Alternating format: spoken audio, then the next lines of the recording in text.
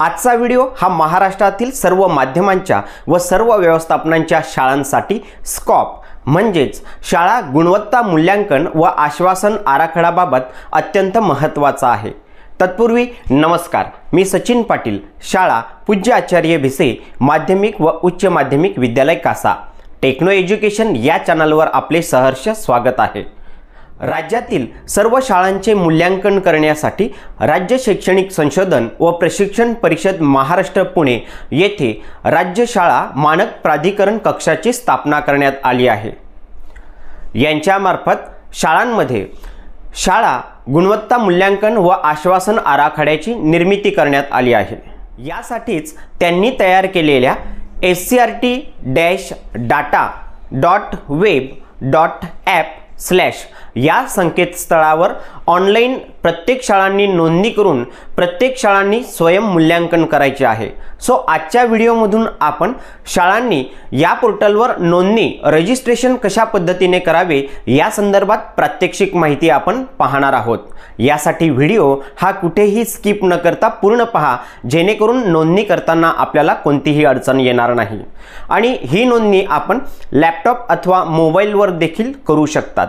चला तर स्कॉप करिता प्रत्येक शाळांनी रजिस्ट्रेशन कसे करावे हे पुढील प्रमाणे पाहूया। प्रथमतः आपणास आपल्या लॅपटॉप अथवा मोबाईलच्या गुगलवर scrt-data.web.app/ ही वेबसाईट सर्च करायची आहे।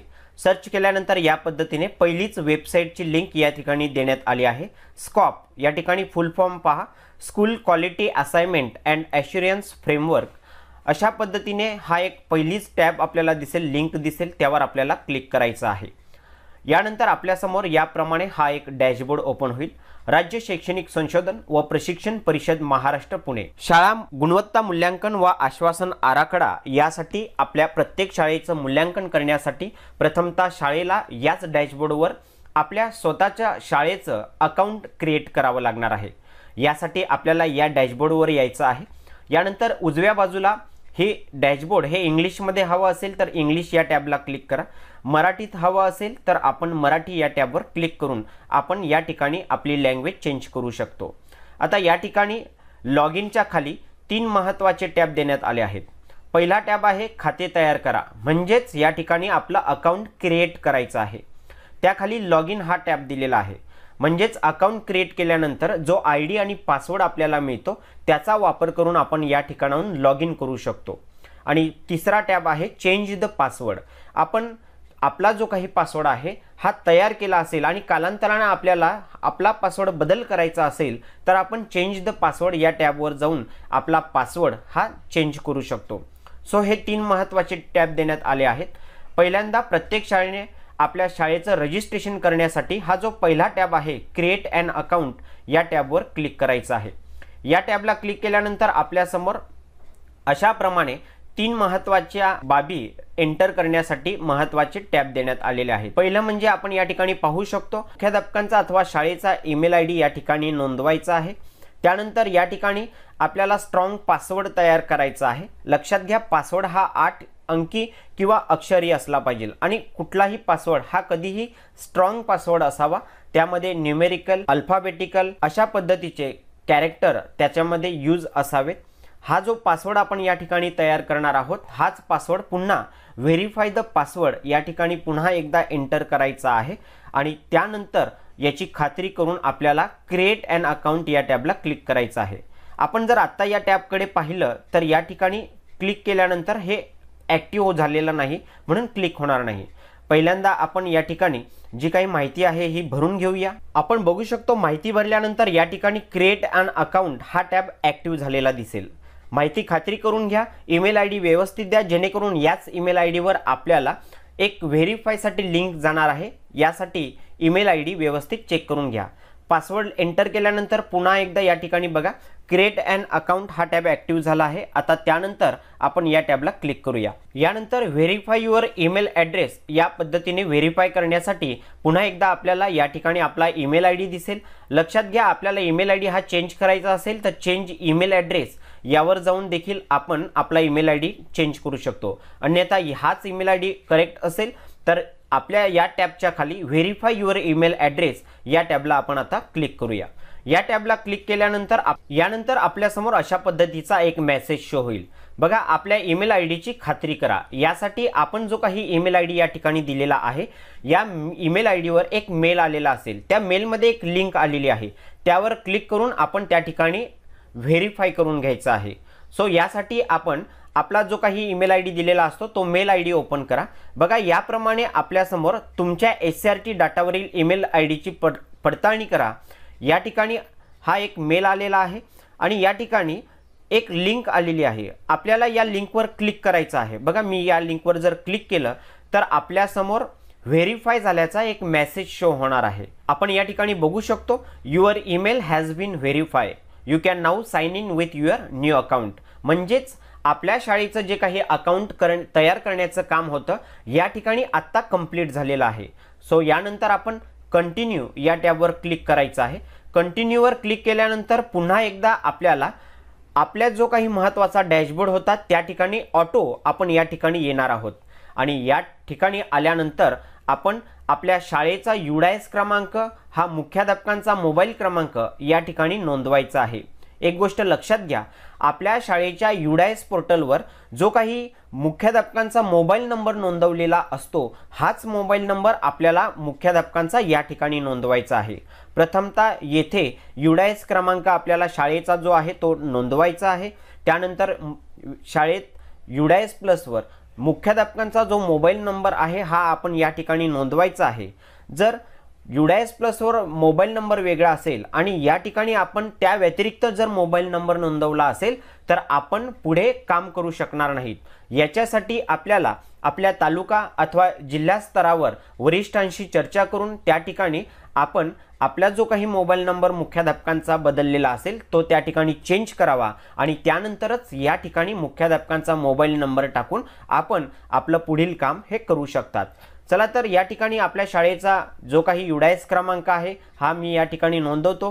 त्यानंतर मुख्याध्यापकांचा मोबाईल क्रमांक जो आहे हा मोबाईल नंबर या ठिकाणी टाकतो। हे दोन्ही गोष्टी या ठिकाणी एंटर केल्यानंतरच आपल्या शाळेची माहिती मिळवा हा टॅब ॲक्टिव्ह होणार आहे। याप्रमाणे आपल्या शाळेची माहिती मिळवा हा टॅब आपण पाहू शकतो ॲक्टिव्ह झालेला दिसेल। मी या टॅबवर क्लिक करतो। आपण या ठिकाणी पाहू शकतो, आपण नोंदवत असलेला मोबाईल क्रमांक हा आमच्या UDIS कोड डेटा संकलनासोबत जुळत नाही। आपल्या शाळेच्या मुख्याध्यापकांचा मोबाईल क्रमांक बदललेला असेल अथवा बदलीने मुख्याध्यापक हजर झाले असतील तर या ठिकाणी केंद्रप्रमुखांशी संपर्क साधा व मोबाईल क्रमांक अपडेट करून घ्या। म्हणजेच थोडक्यात आपल्या शाळेवर बदलीने कोणी शिक्षक आले असतील, काही शिक्षकांच्या मुख्याध्यापकांची बदली झाली असेल तर अशा वेळेस UDIS प्लसवर जो मोबाईल नंबर असेल हा आपण आत्ता सध्या जे कार्यरत मुख्याध्यापक आहेत त्यांचा त्या ठिकाणी अपडेट करून घ्यावा, कारण तोच नंबर या ठिकाणी हा आपल्याला सिंक झालेला असला पाहिजे। त्यानंतरच आपण या ठिकाणी पुढे जाऊ शकतो। आता या ठिकाणी बघू शकतो हा नंबर या ठिकाणी नाही, यासाठी मी हा नंबर काढून टाकतो आणि जो काही या UDIS प्लसला संबंधित ज्या मुख्याध्यापकांचा मोबाईल आहे नंबर आहे हा या ठिकाणी टाकतो। बघा, UDISशी संबंधात जो काही मोबाईल नंबर त्या ठिकाणी लिंक आहे हाच नंबर टाकल्यानंतर लगेच आपल्यासमोर आपल्या शाळेच्या तपशिलाची खात्री करा अशा पद्धतीने एक मेसेज शो होईल। या ठिकाणी आपल्या शाळेच्या तपशिलाची खात्री करा, तपशिलात दुरुस्ती असल्यास आपल्या केंद्रप्रमुखांशी आपल्याला संपर्क साधायचा आहे। सो याप्रमाणे आपल्यासमोर प्रथमतः रजिस्ट्रेशनचं काम पूर्ण झाल्यानंतर आपल्या शाळेची माहिती म्हणजेच UDIS नंबर आणि UDIS वर जो मोबाईल नंबर आहे हा एंटर केल्यानंतर या पद्धतीने ऑटो आपल्या शाळेचं नाव दिसणार आहे, आपल्या शाळेचा UDIS क्रमांक दिसणार आहे। त्यानंतर त्याखाली जिल्हा, तालुका आणि आपलं केंद्र कुठलं आहे हा केंद्र आपल्याला या ठिकाणी दिसणार आहे। अशा पद्धतीने आपल्या शाळेची माहिती या ठिकाणी ऑटो आलेली दिसेल। लक्षात घ्या, UDIS नंबर आणि त्याखाली मोबाईल नंबर हा जर कार्यरत मुख्याध्यापकांचा त्या ठिकाणी अपडेट नसेल तर आपण या ठिकाणाहून पुढे जाऊ शकणार नाही। म्हणून अशा अडचणी असतील तर आपण केंद्रप्रमुखांशी संपर्क साधून UDIS प्लसवरील मुख्याध्यापकांचा मोबाईल नंबर हा अपडेट करून घ्यावा आणि नाव चेंज असेल तर ते देखील अपडेट त्या ठिकाणी करून घ्या। हे सगळं झाल्यानंतर या खाली बघा, वरील तपशील माहिती बरोबर असल्यास हे बटन दाबून आपल्याला या ठिकाणी व्हेरीफाय करायचं आहे, खात्री करून घ्यायची। मी पुन्हा एकदा या टॅबवर क्लिक करतो। या टॅबवर क्लिक केल्यानंतर आपल्यासमोर याप्रमाणे हा एक महत्त्वाचा पुन्हा एक डॅशबोर्ड येईल। म्हणजेच आपलं जे काही रजिस्ट्रेशनचं काम आहे या ठिकाणी आता सक्सेसफुली झालेलं आहे। आता या ठिकाणी आपल्या शाळेची माहिती दिसेल आणि या खाली असलेली ही जी सर्व मानके आहेत, ही मानके म्हणजेच या टॅबवर क्लिक करून आपल्याला आपल्या शाळेचं स्वयंमूल्यांकन करण्याचं काम सुरू करायचं आहे। आपण जर पाहिलं तर एकूण सगळी जी काही मानके आहेत 128 मानके आहेत। हे 128 मानके आपल्याला पूर्ण करायचे आहेत। हे स्वयंमूल्यांकन कशा पद्धतीने करायचं याबाबतची माहिती ही आपण पुढील व्हिडिओमध्ये पाहणार आहोत। तत्पूर्वी आजच्या व्हिडिओमध्ये आपण पहिल्यांदा आपल्या शाळेचं रजिस्ट्रेशन कशा पद्धतीने करावं या संदर्भात माहिती पाहिलेली आहे। यानंतर या ठिकाणी शाळेची जी माहिती दिसते या ठिकाणी शाळा बदला म्हणून हा एक ऑप्शन आपल्याला दिसेल। यावर जर आपण क्लिक केलं तर बघू शकतो आपण जर आपण शाळेत बदल केला तर आपण भरलेली सर्व माहिती डिलीट होईल। याचा अर्थ जेव्हा आपण या ठिकाणी आपल्या शाळेचा UDIS नंबर टाकतो आणि पुढे जातो अशा वेळेस आपल्यासमोर ही शाळेची माहिती येते।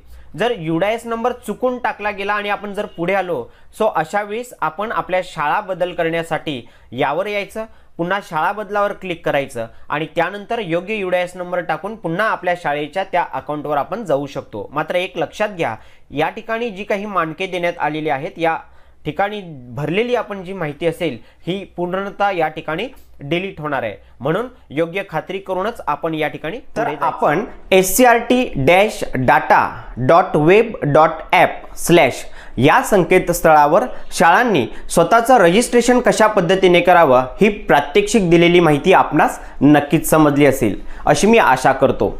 सो यानंतरच्या व्हिडिओमध्ये आपण रजिस्ट्रेशन झाल्यानंतर आपल्या शाळेचं स्वयंमूल्यांकन कशा पद्धतीने करावं, यासाठी कोणकोणत्या गोष्टींची आवश्यकता आहे, ड्राईव्ह या ॲप्लिकेशनमध्ये फोल्डर कसे तयार करावेत, या सगळ्या बेसिक गोष्टींची माहिती आपण पुढील व्हिडिओमध्ये पाहणार आहोत। आपणास या व्हिडिओचे नोटिफिकेशन हवे असतील तर व्हिडिओ खाली असलेल्या सबस्क्राईब टॅबला क्लिक करून त्यासमोरील बेल आयकॉनला क्लिक करा, जेणेकरून अशीच नवनवीन माहिती आपणास सहज मिळेल। चला तर भेटूया पुढील एका नवीन व्हिडिओसोबत। धन्यवाद।